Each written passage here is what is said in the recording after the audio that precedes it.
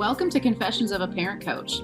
I'm Coach, mother of four, and potty talker, Ann Kaplan. This is the podcast where I confess something from my own parenting and coaching life, teach a lesson around it, and answer your questions.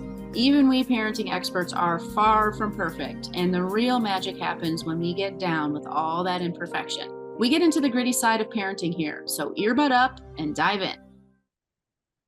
Welcome into another episode of the podcast, everybody. I am just so excited to continue this wave of psychological, Enneagrammy, internal family system Z podcast episodes for you. And what we're talking about today is your ego. This whole thing is coming full circle. So I really encourage you, if you haven't already, to listen to last week's episode and the one that was right before that. So the Enneagram scales of integration, and then working that scale of integration using internal family systems. And then today, here we go. We're just landing plop right in the middle of the ego. So in my house, there are two E words that are like total buzzwords. And one of them is the ego, and one of them is the Enneagram. And depending on which of my kids you are, here's my confession for you this week. Depending on which of my kids you are, you either really get excited when I say an E word or you run screaming when I say an E word. Because some of my kids really love talking about this stuff. And some of my kids are just like major eye roll, give me a break. I'm so sick of hearing about this. And I totally get it. Both sides of those things. I totally get both of those reactions for sure. And I will fully own the fact that I talk about both of those things way too much because I'm an Enneagram type 1, which means I want to go deep. Well, I should say I'm a sexual Enneagram type 1, which means that dominant one-to-one sexual instinct that I have means I want to go deep with everything. If you're not in it 100% from beginning to end, immersing yourself in something and like lighting yourself on fire about it, it doesn't count.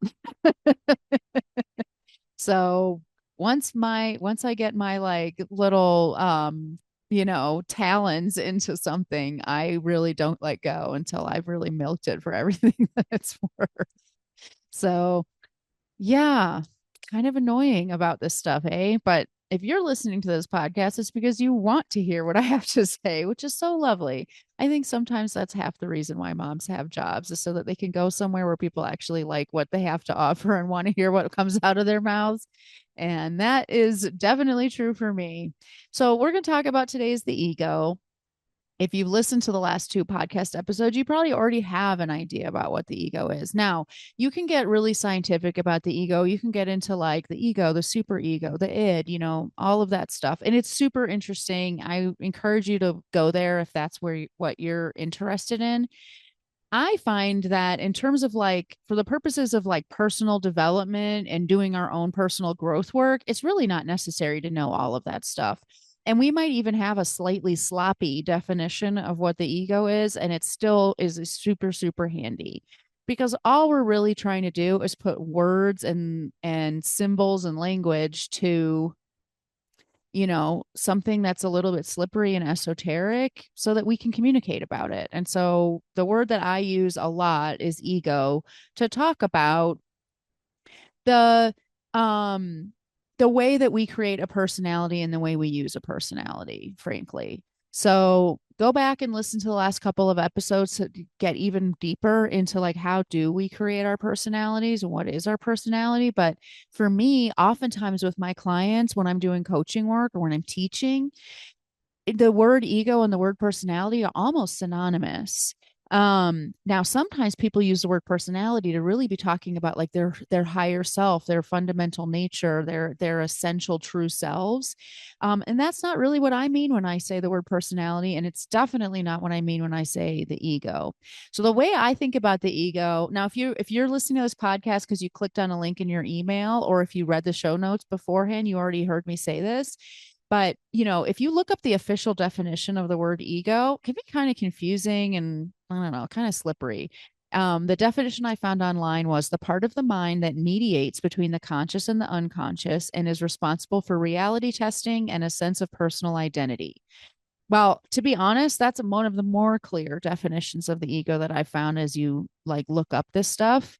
But I still think it's a little falls a little flat.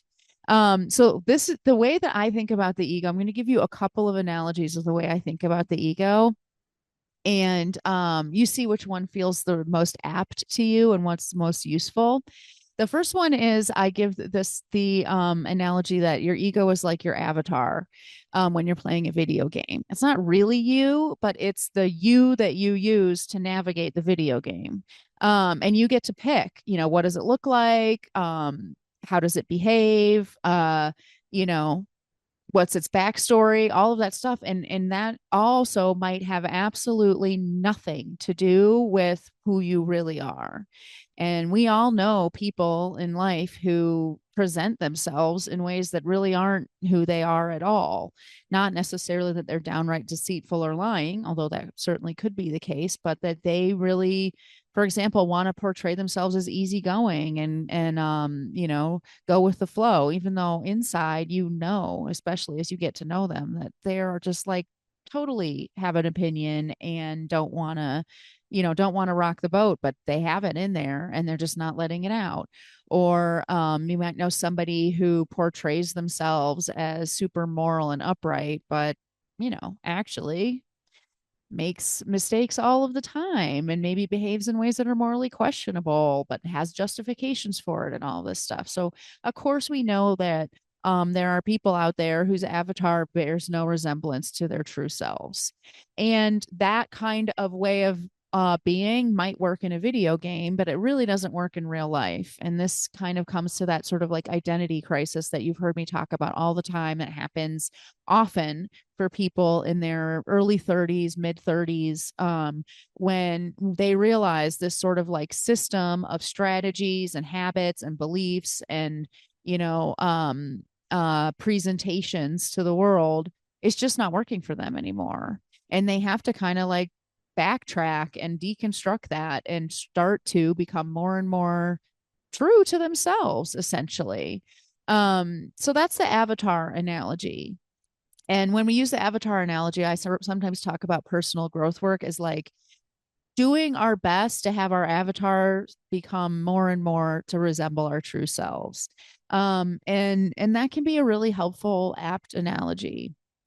Um, and theoretically, at some point of like ultimate self-actualization and consciousness, we don't need an avatar at all anymore. We just are our true selves all the time. Now, is that really true? I don't think that that's really attainable because your ego serves like really important purpose. And the idea that we are going to transcend our egos, or sometimes you hear people talk about ego death or something like that, it's really not, that's not real. Like your ego is the thing that makes you remember that when you have to go to the bathroom, you have to actually go to the bathroom first. You can't just take off your clothes and relieve yourself wherever you are, for example. It's a really great example of why it's really handy to have an ego. Your ego, just like that online definition said, it's the bridge between your unconscious and your conscious. Like consciously, you're aware that you're in a grocery store and you're not in a restroom. And so maybe your body, your insides are telling you it's time to go to the bathroom. And what you do with that information is make a conscious choice. Your ego helps you remember that there are consequences for not actually walking your ass to the bathroom before you take your pants off. And that's why you do it. So there's a usefulness for your ego. If you listen to last week's episode on IFS, you heard me say like self does never exist apart from its parts. Like parts and self work together. There's no such thing as being entirely 100% unblended with your parts and only in self energy. That's not a thing. And we only have access to self at the behest of our parts. Our parts have to give us access to that by stepping aside and letting that sun shine through. So parts are parts. Parts are your ego. Your ego is an inextricable piece of who you are and how you function earthside. And this is what brings me to my next analogy for you. I talk about your ego sometimes as your spacesuit. If we all lived in the ether, we were just energy and souls, still part of like this oneness with the universe and not in individual bodies and not living on the planet, we wouldn't need an ego, we wouldn't need a personality, we wouldn't need parts. We would just be one with the universe and completely, that's it. We would just be a soul basically with nothing else, or whatever you want to call it if you don't like the word soul. We would be energy. We would just be a piece of the dirt and in a plant or whatever. Or if we didn't have the earth, we would say that we would just be one with the universe, right? We wouldn't be we wouldn't have the necessity for differentiation and individuation. But that doesn't work on planet Earth. And so for us to live on planet Earth, we need equipment that helps us actually be earthlings, be be organisms and individuals. That's the way Earth works. That's the way this world, this level, this plane that we live on, it works. And so we need to be an individual. We can't only just be an ethereal energy in the universe. We live on Earth in a body. And in order for us to be successful in our time on Earth, like for us to have experiences, for us to have relationships, for us to be a part of a community, we need to have behaviors and learning and messages and stories and understanding of the world around us and habits and things that we allow ourselves to do and things that we don't allow ourselves to do and all of that stuff.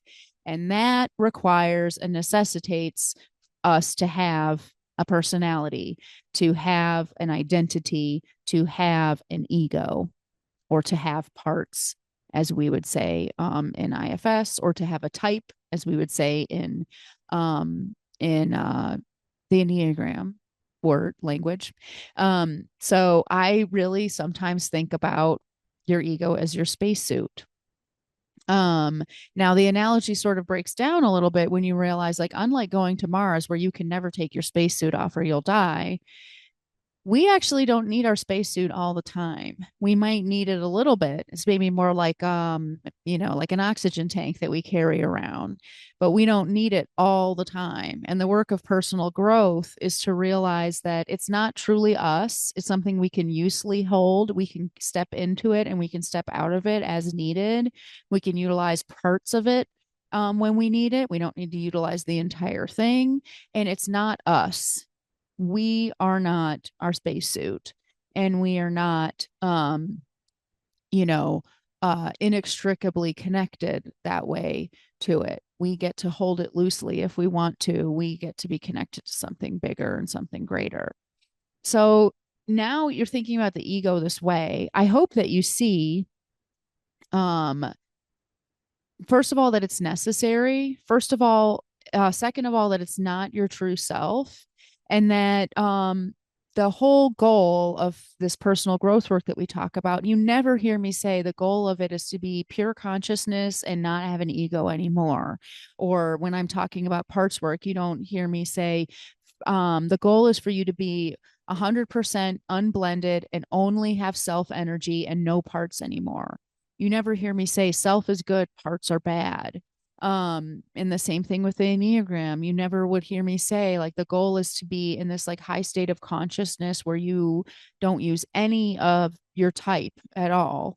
None of those things are attainable, and they're actually not good even until you die. Then yes, please stay in a high state of consciousness. Don't take your anger with you. Don't take your don't take your perfectionism with you. Don't take your inner critic with you. You don't need those things anymore. You can leave them here on earth.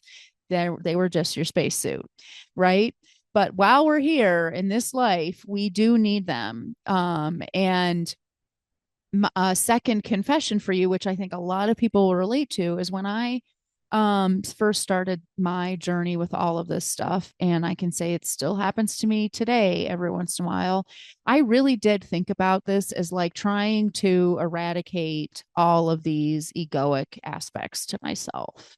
And I really did think about, like, well, self energy is good and parts are bad.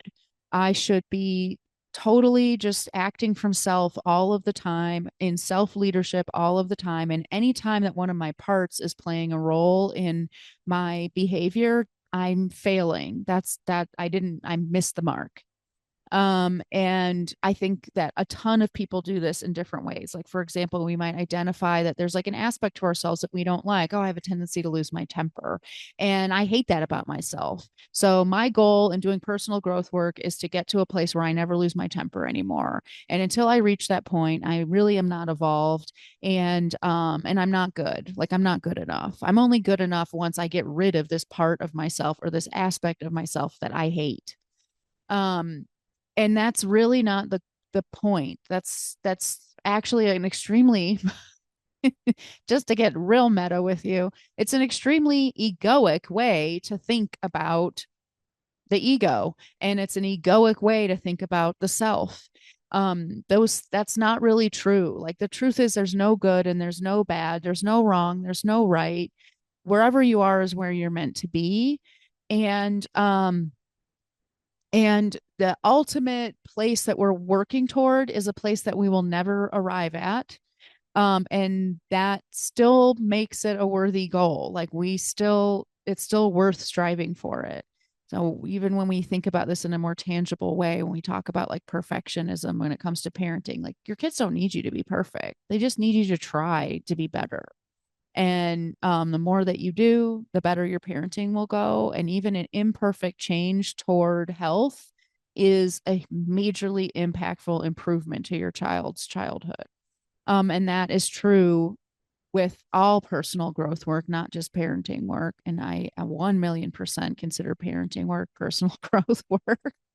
Um, it's okay that we're never going to get there. It's okay that, we will always need a spacesuit. We will always need a spacesuit. We will always need our avatar. We will always need to be able to, keep our pants on in the grocery store. So I hope that's really helpful for you today. A little short and sweet little moment of maybe brain expansion for you, expanding and raising your consciousness one little podcast episode at a time.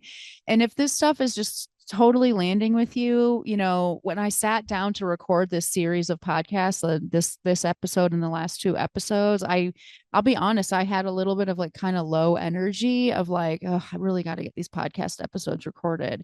But they mesh together so well, and the topics flow from one to the other so well. And there's something that I find so fascinating and so resonant about these topics that the second I got started with the very first one, I was like, oh yeah, I'm on a roll. This is amazing. And I really hope that that comes across. I hope that it seems amazing to you. I hope not that the only thing that comes across is that I think it's amazing, but that it really is resonant for you too, and maybe expanding your mind and opening your eyes to different ways of thinking about these things. And if that's the case, you and I might be an amazing fit to get some incredible transformation work going in your life. And the only way to figure that out is to meet with me and check it out. So set up that free discovery call that you hear me talk about every week on the podcast. Sit down with me for an hour or so. Tell me exactly where you're at in your journey, what you want to accomplish, where you're trying to go, what intrigues you about the work that I do. And we'll co-create a plan for us to get there together. And you get to decide, is this where you want to go? And am I the right fit for you? And it all starts with clicking on that link. I hope that lands with you. I hope you have a great week, and I will talk to you again soon.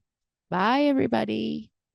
The episode is over, but there's more waiting for you. You can grab my free workbook, Getting Kids to Listen the First Time, that walks you through the fundamental principles I teach all of my clients and applies them to this very universal parenting challenge. So if you're sick of repeating yourself all day long or just want to learn more about my style, you'll definitely want to go to bit.ly/kidswholisten. And if you're ready to work with me, let's meet. Set up a free call at bit.ly/KaplanCall, and let's create an action plan that gets you exactly where you want to go. And of course, links to all this goodness are in the show notes. Thanks for joining, and I'll see you next time.